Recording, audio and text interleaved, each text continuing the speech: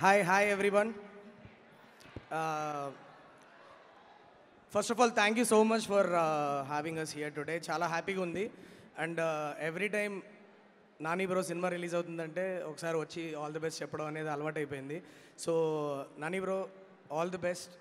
The trailer looks kickass, చాలా ఫ్రెష్గా ఉంది. మీది అను ఎస్జే సూర్య సార్ది ఫేస్ ఆఫ్ చూడాలని చాలా ఎక్సైటెడ్గా ఉన్నాను. And also Priyanka garu you looking very very very fresh in the films.